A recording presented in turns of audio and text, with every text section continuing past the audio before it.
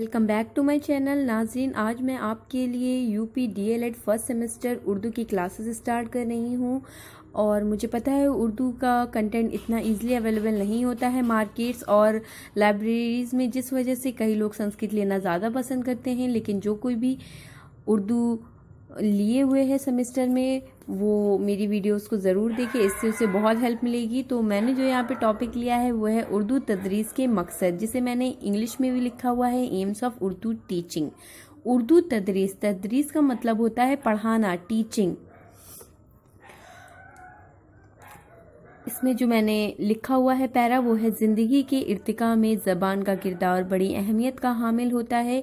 इर्तिका मतलब होता है तरक्की, डे बाय डे तरक्की। ज़बान ही के ज़रिए इंसान अपने आसपास के हक़ायक़ को तसव्वुरात में ढालता है। यहाँ पे हक़ायक़ होती है हक़ की जमा, ढालता है और नई दुनिया आबाद करता है। बहरहाल ज़बान ज़हनी तरक्की का एक निहायत लतीफ़ और मुअस्सर ज़रिया है। दुनिया में जितनी ज़बानें हैं उन सब ज़बानों को पढ़ने का एक ख़ास मकसद होता है। उसी तरह उर्दू ज़बान की तदरीस के भी कुछ मकसद हैं, जिनको हम लोग दो हिस्सों में तकसीम कर रहे हैं। यहाँ पे अफ़ादी मकसद और तहज़ीबी मकासद में बांटा जा सकता है। अफ़ादी मतलब होता है फ़ायदा। अफ़ादी मकसद, इसके अंतर्गत मैंने 4 पॉइंट लिखे हुए हैं। बोलना सिखाना, पढ़ना सिखाना, समझना सिखाना, लिखना सिखाना। उसका जो दूसरा पॉइंट है वो है तहज़ीबी मकासद। इसके अंदर 3 पॉइंट्स हैं: ज़ौक़ सलीम की तरबियत, इखलाक की तरबियत, फ़ैसला और तख़ील की मश्क। उर्दू तदरीस में अफ़ादी मकासद। अब मैंने जो यहाँ पे 4 हेडिंग्स डाली हुई हैं उन्हीं को मैं यहाँ पे डिटेल में बताने जा रही हूँ। मैंने यहाँ पे डाला है पहला, बोलना सिखाना। जब हमारे सामने कोई मौजूद हो और हम उससे बातें करें तो उसे बोलना कहते हैं।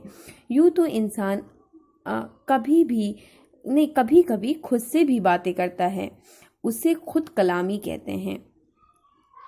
हम अपने ख़ानदान के अफराद होती है फ़र्द की जमा, दोस्त और अहबाब और पड़ोसियों से बातचीत करते हैं। मुख्तलिफ़ कामों इल्म होता है कि बाहमी ताल्लुकात के लिए बोलने की बहुत ज़्यादा अहमियत है।